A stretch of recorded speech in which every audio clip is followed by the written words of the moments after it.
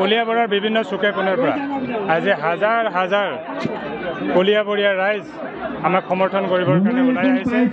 আমি ভাৰতীয় জনতা পাৰ্টিৰ কাৰ্যকৰ্তা হিচাপে ভাৰতীয় জনতা পাৰ্টিক চিৰদিনৰ কাৰণে প্ৰতিষ্ঠা কৰিবৰ কাৰণে এই সংগ্ৰাম যুঁজ আমি আৰম্ভ কৰিছোঁ আৰু সকলো কলিয়াবৰীয়া ৰাইজক স্পষ্টভাৱে আমি কৈছোঁ, আমি পদুম ফুলৰ চিহ্ন নাপাওঁ, আমাৰ নিজৰ চিহ্ন থাকিব। আৰু এইটোও কৈছোঁ যে এইবাৰ নতুন যি নিৰ্বাচন আয়োগে ব্যৱস্থা কৰিছে প্ৰাৰ্থীগৰাকীৰ ছবিও থাকিব। গতিকে চিনিবৰ কাৰণে খুব ভাল হৈছে, সুবিধা হৈছে। যদিও আমাৰ পদুম ফুলৰ চিহ্ন নাথাকিব, আমি ভাৰতীয় জনতা পাৰ্টি কলিয়াবৰ বিধানসভা সমষ্টিৰ বিজেপিৰ কাৰ্যকৰ্তাৰ নেতৃত্বতে আমি ইলেকশ্যনত আমি অৱতীৰ্ণ হ'ম।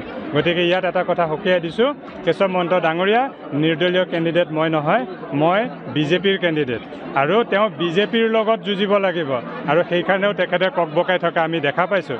গতিকে কলিয়াবৰৰ সৰ্বাংগীন উন্নয়নৰ কাৰণে, কলিয়াবৰৰ নিজৰ যি দুখীয়া জনগণৰ উন্নয়নৰ কাৰণে, কলিয়াবৰ সামগ্ৰিক পৰিৱৰ্তনৰ কাৰণে, ৰাজনৈতিক পথ পৰিৱৰ্তনৰ কাৰণে আমি এই সংগ্ৰাম আমি অব্যাহত ৰাখিম আৰু আমি বিজয় হোৱাৰ কাৰণে আমি নিশ্চিত হৈছোঁ। আজি ৰাইজে স্বতঃস্ফূৰ্তভাৱে মৰম আৰু সঁহাৰি দিছে।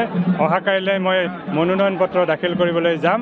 এই আপোনালোকৰ মাধ্যমেৰে সকলো কলিয়াবৰীয়া ৰাইজ, অসমবাসী ৰাইজৰ ওচৰত মই আশীষ বিচাৰিছোঁ যাতে এই সংগ্ৰামত মই বিজয়ী হ'ব পাৰোঁ, ৰাইজৰ কাৰণে কাম কৰিব পাৰোঁ, দুখীয়া জনগণৰ কাৰণে কাম কৰিব পাৰোঁ, সত্য নিষ্ঠা সততা যাতে আমি কলিয়াবৰত প্ৰতিষ্ঠা কৰিব পাৰোঁ।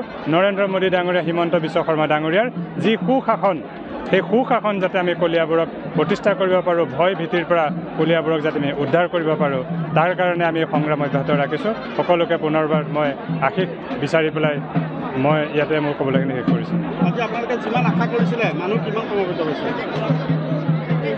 মানুহ আমি যিমান আশা কৰিছিলোঁ তাতকৈ বেছি হৈছে। যদিও কেশৱ মহন্ত ডাঙৰীয়াৰ গুণ্ডা বাহিনীয়ে গাঁৱে গাঁৱে গৈ পেলাই মানুহক আহিবলৈ বাধা দিছে, তথাপিও সেই বাধা নেওচি আজি আপোনালোকে দেখা পাইছে ইয়াতে হাজাৰ হাজাৰ যিমানখিনি আমি চকী পাৰিছিলোঁ মানুহ তাতকৈ বেছি হৈছে। আপোনালোকে অনুমান কৰিব পাৰিছে মানুহ কম নে বেছি।